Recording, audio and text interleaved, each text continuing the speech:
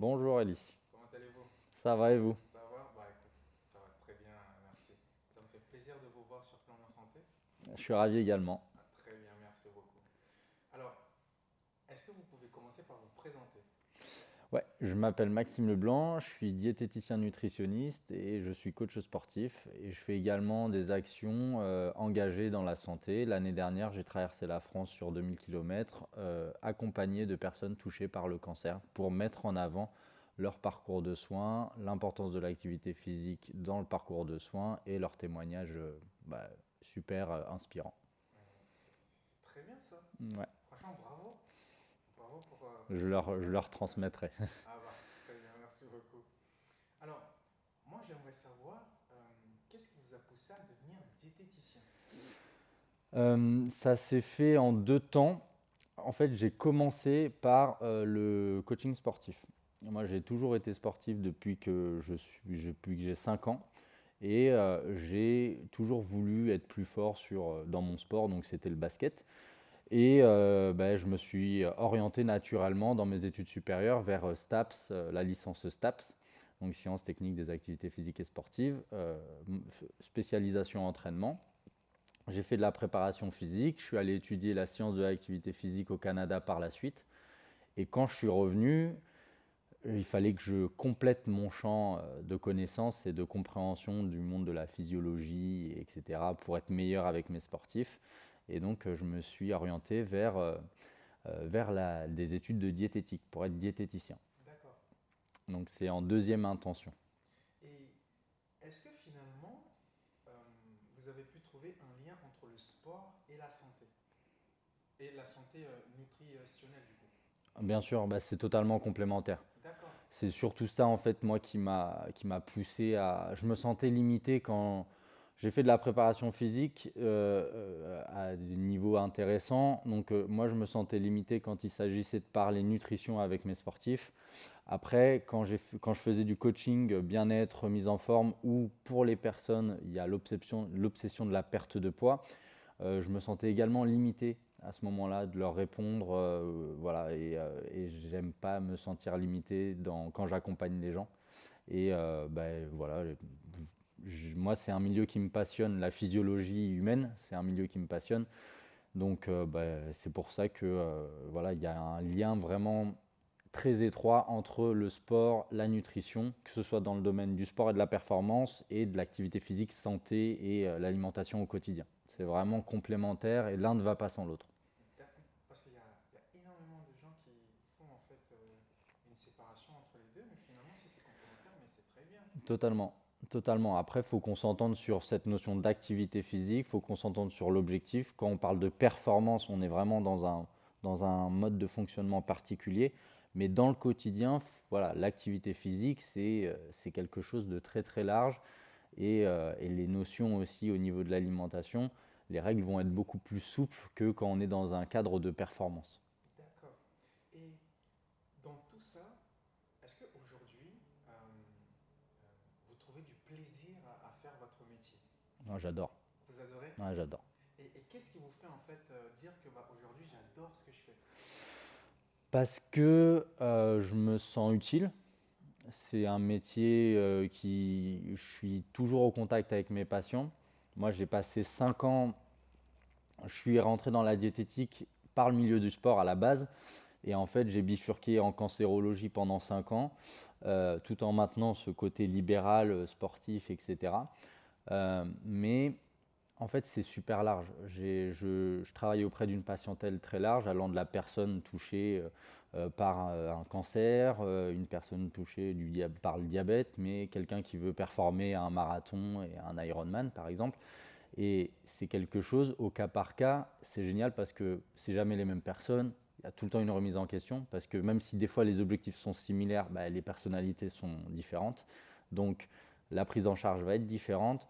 Et puis j'aime beaucoup faire des actions de prévention, sensibilisation dans des interventions. Par exemple, quand je suis contacté par la CPTS pour intervenir dans des événements de sensibilisation, ça c'est quelque chose que j'adore, toucher le plus grand nombre, c'est quelque chose que j'adore. En fait, je m'ennuie pas, je me sens utile, c'est gratifiant, je suis Ouais, passionné, c'est parfait. très bien. Bah, ça tombe bien que vous soyez là parce que je pense que votre présence va nous apporter énormément euh, de connaissances sur qu'est-ce que c'est que la nutrition.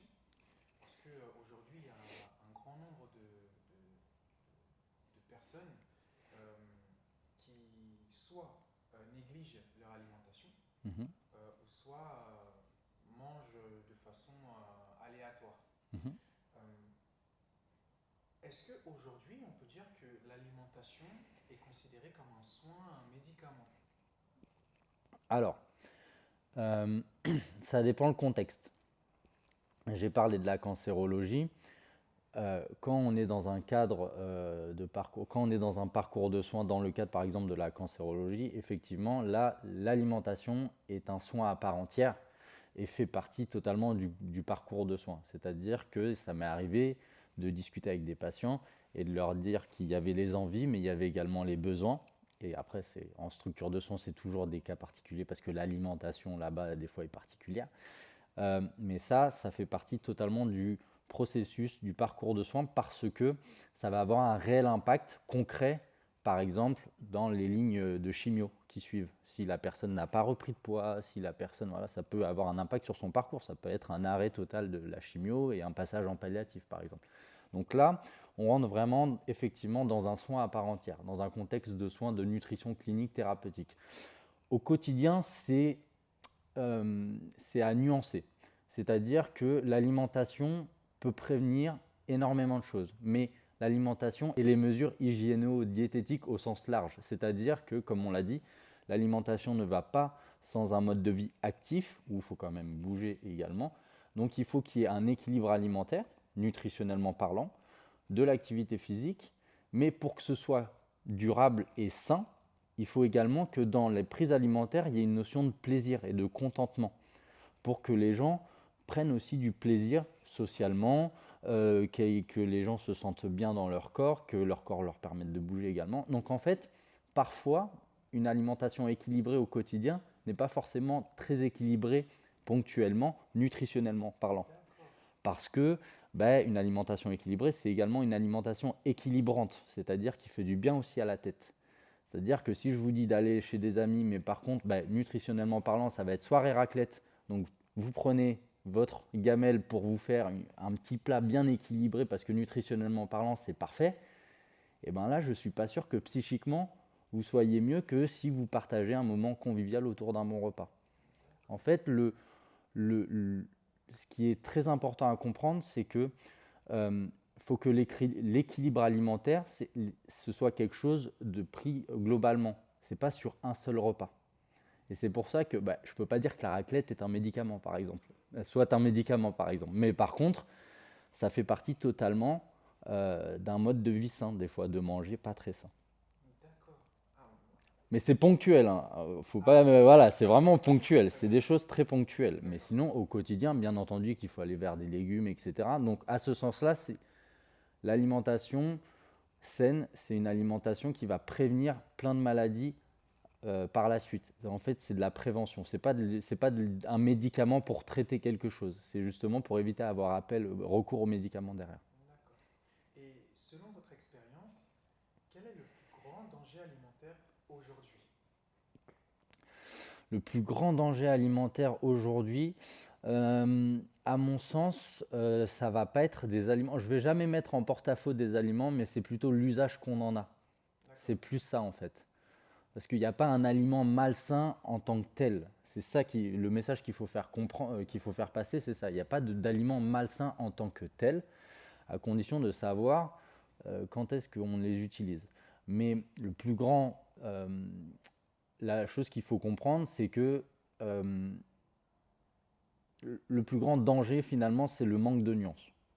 C'est D'accord. clairement ça. C'est-à-dire supprimer tous les sucres. Faut pas manger de graisse du tout. C'est plus ça le danger par rapport à l'alimentation en fait, et que ce soit en France ou ailleurs, c'est qu'on est tous on est baigné dans les réseaux sociaux actuellement et chacun y va de son challenge, de son régime, de son machin. Avant c'était Ducan et compagnie.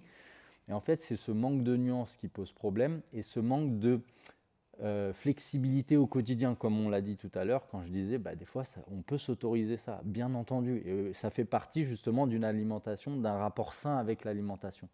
D'accord. Et le fait d'être trop rigide, c'est ça le plus grand danger pour moi. La source la plus préoccupante, c'est plus ça. Mais si on parle nutritionnellement parlant, on va éviter la consommation abusive de sucre, bien entendu, mais également de graisse. Et c'est plus, voilà. Mais le sucre se niche partout. Il faut juste savoir le repérer et savoir quand le consommer et quel type de sucre. D'accord. Et il y a énormément de personnes qui se posent souvent la question, est-ce que manger sain, Ouais. ça coûte cher? Parce qu'aujourd'hui, il y a tellement de produits bio Ouais. et qui coûtent cher, Mhm. et on a parfois l'impression que faut mettre le prix qu'il faut pour pouvoir avoir une alimentation équilibrée et manger sain. Si on veut manger parfaitement, en préparant tous les légumes, etc., et que tout vienne du bio, etc., oui, ça peut coûter cher. C'est un fait. Par contre, il y a plein de produits très accessibles qui ne sont pas forcément bio, d'accord, mais qui sont de qualité nutritionnelle très correcte et qui sont accessibles à tous. Et on pense aussi, tout ne doit pas être parfait dans l'alimentation en termes de mise en place, c'est-à-dire on n'est pas obligé de cuisiner maison tous les jours, etc. On peut aussi avoir recours aux conserves. Les conserves, c'est pas du tout cher et c'est aussi un gain de temps. Donc, non, manger sain au quotidien pour tout le monde, ça peut être accessible. D'accord. Ça, c'est clair et net. D'accord, très bien. J'aimerais maintenant qu'on puisse faire un petit bascule sur la nutrition des enfants. Mhm. Euh, Quel est le principal piège alimentaire pour les enfants aujourd'hui? Euh, J'ai envie de dire, ça va être des parents trop rigides. Des parents trop rigides ou alors un manque de limite de D'accord. la part des parents. Un enfant, finalement, il a très peu de prise sur son alimentation. Finalement, ça va être beaucoup les parents, quoi. En dessous de 10 ans, ça va être beaucoup les parents qui vont créer le cadre. Donc si l'enfant va grandir avec une bouteille de soda sur la table à chaque repas, et ben forcément, lui, il va se mettre dans le référentiel alimentation. Dans mon repas, il y a une bouteille de soda. Et l'eau, ça va être un peu plus compliqué de changer ce pilier-là. Mais ça, tout ça, ça vient des parents en fait. Donc en fait, soit on a des parents qui vont être très rigides parce que eux-mêmes se sont battus avec leur poids toute leur vie et ils ne veulent pas transmettre ça à leurs enfants, mais du coup, sans le vouloir et avec toute la bienveillance du monde, bien entendu, et ben du coup, ils vont transmettre une peur ou un point d'intention ou des règles beaucoup trop rigides à l'encontre de leurs enfants, mais sans même s'en rendre compte. J'insiste bien parce que c'est pas volontaire.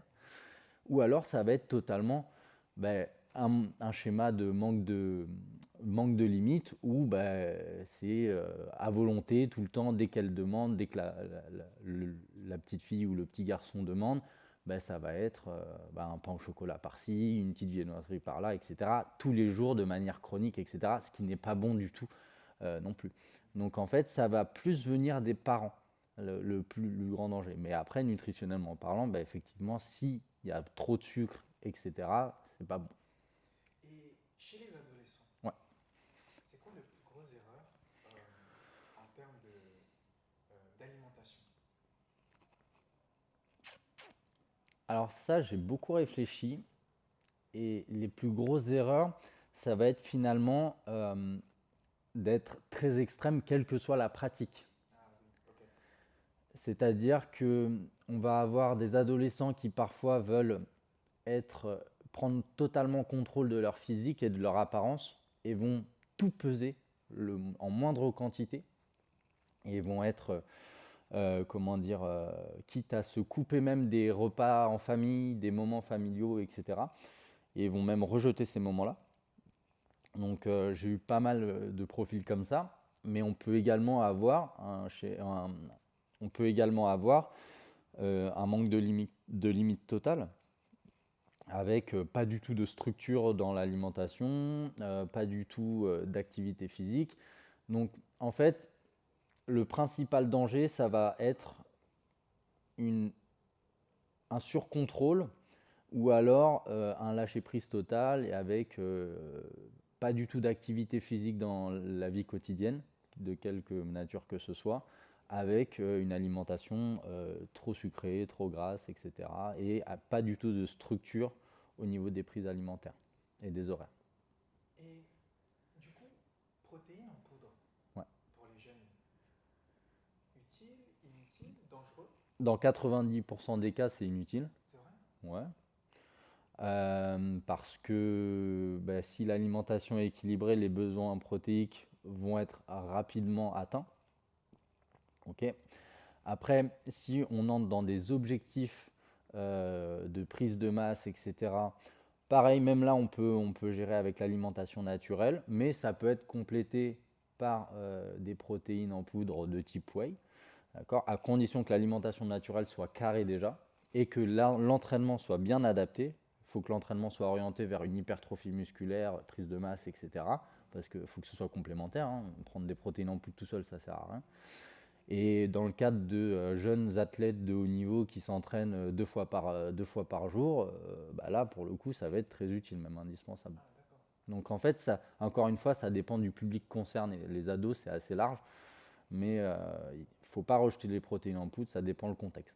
Ok. Alors, je vais prendre deux cas. Donc, le premier cas, c'est pour un adulte qui a le temps. Mhm. Comment il doit manger sur une journée? Est-ce que c'est un repas trois fois par jour, donc Mhm. matin, midi, soir, et Mhm. comment il équilibre ses repas du coup en fonction de la journée? Mhm.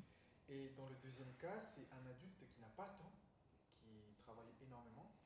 Euh, Comment peut-il faire pour bien manger? Ok.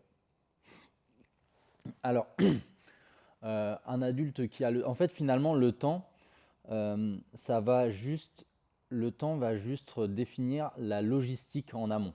D'accord. C'est-à-dire, si on n'a pas le temps, il va falloir effectivement plus de préparatifs en amont de la journée. Préparer peut-être une gamelle ou alors mettre en place des petites collations. Si on a le temps, on est plus à même de dire, bon, je vois ce que je cuisine demain midi, quoi. Voilà. Mais le temps va définir ça. Ensuite, maintenant, moi, je conseille, en règle générale, de manger minimum 3 prises alimentaires par jour. Je préfère 4. C'est-à-dire, si on rentre dans le cas idéal, ça va être petit déjeuner, déjeuner, collation, dîner. Ok. Ok. Parce que c'est quelque chose, généralement la durée des repas va nous durer 3-4 heures et que forcément après-midi, vers 4 heures, 5 heures, on va commencer à avoir un petit creux. Si on combat cette sensation de faim, le truc c'est que ça risque de se répercuter sur la prise du soir où on va surcompenser. Ou alors si on n'a carrément pas le temps, là pour le coup, ce qui va être intéressant, ça va être de mettre en place des petites collations satellites au cours de la journée. D'accord. Je prends un exemple. La personne qui n'a pas le temps, elle se lève, elle n'a même pas le temps de prendre son petit déjeuner. Rien ne lui empêche de prendre une petite collation, de l'emmener dans sa voiture. Ok. Mais qui est une collation équilibrée. De prendre par exemple, pareil pour le repas, un sandwich avec un fruit derrière. Une collation pareil facile à prendre et le soir facile à cuisiner. Le soir il cuisine chez lui, quoi. Donc, en fait, il faut tout le temps avoir 3-4 prises alimentaires, c'est ce qu'on va recommander en règle générale. Et puis après, définir les collations en amont avec le patient, avec la personne. Chez la personne âgée, Ouais. euh, c'est quoi une bonne alimentation? Le principal objectif chez une personne âgée, ça va être de prévenir la dénutrition. La dénutrition, c'est un manque d'apport chronique, soit en protéines et en énergie. Donc ça va entraîner une fonte musculaire, une perte d'autonomie. Ça va impacter aussi le système immunitaire avec des infections chroniques. Par exemple, on peut avoir une apparition de cystite chez les femmes, chez les hommes.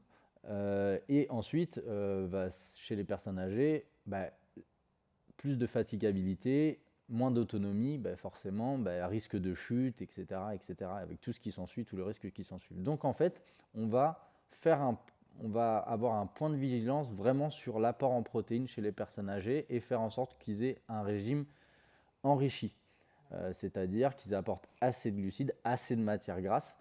Et en fait, on va privilégier le plaisir chez eux tout en leur montrant les familles d'aliments à ne pas négliger, la viande, le poisson, les œufs ou autres sources de protéines. Voilà. Donc ça va être ça le point d'intention chez eux.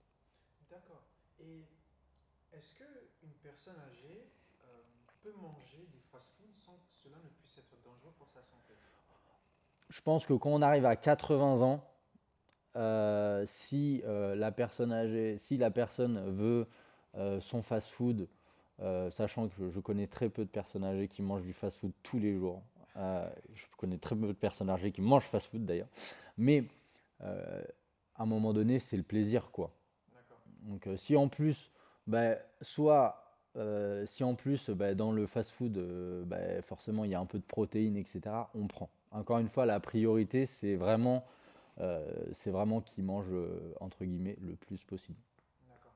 Et il y a une question qui me vient à l'esprit, c'est l'alimentation des personnes diabétiques. Mhm. Euh, Est-ce qu'il y a des conseils que vous donnez systématiquement aux personnes diabétiques? Donc il y a deux types de diabète, Ouais. le diabète de type 1 et le diabète de type 2. Mhm. Et est-ce qu'en fonction de ce type de diabète, vous avez des conseils assez spécifiques euh, à donner? Oui. Ouais. On va déjà bien discuter en amont du fonctionnement du diabète. Parce que j'ai D'accord. beaucoup de patients diabétiques qui ne comprennent même pas ce que c'est. On leur a dit de faire attention au sucre, ça ils le savent, mais ils ne savent pas qu'ils ont quand même besoin de sucre. Tout repose sur l'équilibre avec cette pathologie finalement. D'accord. Et donc en fait déjà on va prendre un temps d'explication du diabète, de quel type de diabète. Ensuite on va mettre en avant les aliments qui vont avoir un rôle dessus. Donc les aliments sources de glucides, vu que ça concerne le glucide, le diabète. Donc les aliments de source de glucides, c'est super large, parce que ça va aller des féculents aux sucreries, en passant par les fruits frais, par exemple. Et donc en fait, on s'y perd, parce qu'il y a à la fois des céréales, du coca, donc comment on fait? Donc en fait, on va leur dire que, encore une fois, ça repose également sur la qualité. Donc on va plutôt privilégier les aliments glucidiques naturels, comme les pâtes complètes de préférence, les pains complets de préférence, etc. euh, Tout en leur disant de faire également attention à bien prendre des légumes systématiquement, presque à chaque prise, si ce n'est à chaque prise, selon l'importance du diabète chez le patient. Et leur montrer l'importance de végétaliser leur alimentation à ce niveau-là. Euh, Ensuite, on va limiter les aliments avec beaucoup de sucre ajouté, du style coca, etc., etc. Mais ça, c'est comme pour tout le monde. Finalement, j'ai tendance à dire pour mes patients touchés par le diabète que les recommandations de santé sont plus une obligation, mais ça devrait être ce que l'alimentation pour les personnes diabétiques devrait être l'alimentation pour la population en général finalement, parce que c'est une alimentation qui repose sur un équilibre et une structure. Il faut que les prises, on parlait des prises, il faut que les prises, surtout en cas de traitement, soient vraiment structurées. D'accord. C'est parce que le fait d'avoir des petits grignotages intempestifs ou des prises alimentaires comme ça, en cas de traitement, ça peut être aussi une source de déséquilibre du diabète. D'accord, ok. Donc à la fois structure, quantité et qualité. Très bien. On va passer à la partie des bunks. Ouais, Je vais vous poser un certain nombre de questions et vous me répondez assez spontanément ce que vous en pensez. ok. D'accord? Coca Zéro, Coca-Cola, Coca Cherry, Ouais. ami ou ennemi? Ennemi au quotidien, ami après un ultra trail. Pour recharger les stocks de glycogène. D'accord. Le jus de fruits, sain ou sucrerie? Sucrerie. On peut s'en passer? On peut s'en passer de temps en temps, c'est bien, mais c'est à considérer au même rang que les sodas pour moi. D'accord. Surtout s'ils sont industriels. Enfin, ouais, s'ils sont industriels, c'est à considérer, à mon sens, presque comme les sodas. D'accord. Le pain, bon, pas bon? Bon, Bon. c'est bon le Il y a pain. du sucre dans le pain? Non, ça dépend quel type de pain. Quand on parle de sucre, etc., on parle surtout du pain de mie et de très mauvaise qualité. Mais quand c'est du pain au levain, etc., il n'y a vraiment pas de souci. Non, c'est bon pour la santé, il n'y D'accord. a pas de souci. C'est la consommation en excès qui fait que c'est mauvais. Et, D'accord. Grignoter, bon, pas bon? pas bon. Pas bon. Bon au goût, mais, mais à éviter. À D'accord. éviter. Et est-ce que les compléments alimentaires remplacent les repas? On s'entend sur les compléments alimentaires de quel type? De whey, de machin, de trucs comme ça? Exactement. Non, ça remplace pas. D'accord. D'accord. Non, ça va venir compléter finalement, Le Nutella à bannir, à encadrer à ou à mettre de encadrer. côté? À encadrer? À encadrer, D'accord. puis si on prend la notion écologique, à éviter. D'accord, ok. À quel moment les protéines deviennent-ils dangereuses pour la santé? Quand il y a un terrain de fragilité rénale, euh, D'accord. c'est-à-dire qu'on a beaucoup parlé de l'excès protéique, c'est mauvais pour les reins, etc. C'est pas mauvais pour les reins à condition qu'il n'y a pas un terrain à l'insuffisance rénale en amont. En amont. Sinon, c'est pas dangereux. Ça sert juste à rien d'en apporter plus qu'à un certain dosage. Mais voilà, faut veiller à ce que les reins soient en bonne santé. D'accord. Peut-on prévenir certaines maladies avec l'alimentation? Totalement. Maladies cardiovasculaires, diabète. Plein de choses, les maladies liées enfin, à l'état chronique inflammatoire, enfin un état inflammatoire de bas grade aussi, ça, le fait d'être en état inflammatoire de bas grade constamment, ça c'est quelque chose qui va majorer l'apparition de certaines pathologies. Donc totalement, une alimentation saine au quotidien, c'est ce qui va vous prévenir la mise en place de traitements en aval. D'accord, ok, très bien. Euh, si vous aviez un conseil alimentaire à donner à toutes les personnes qui vous regardent, que vous leur diriez-vous? Manger de tout, Manger tout? manger de tout. D'accord. Parce que quand on mange de tout, du coup, on va vers la variété, on est curieux, on va pas se refuser des légumes, ni des féculents, ni de l'alimentation. Quand on voyage, etc., on va découvrir d'autres saveurs et après, on est plus à même de les appliquer et amener des idées chez nous aussi et ne pas se mettre de barrières. Et D'accord. quand on mange de tout, on se met pas de barrières. Et ça, c'est quelque chose de bien. Et quand mes patients me disent, moi j'ai un problème, j'aime bien manger. C'est pas un problème.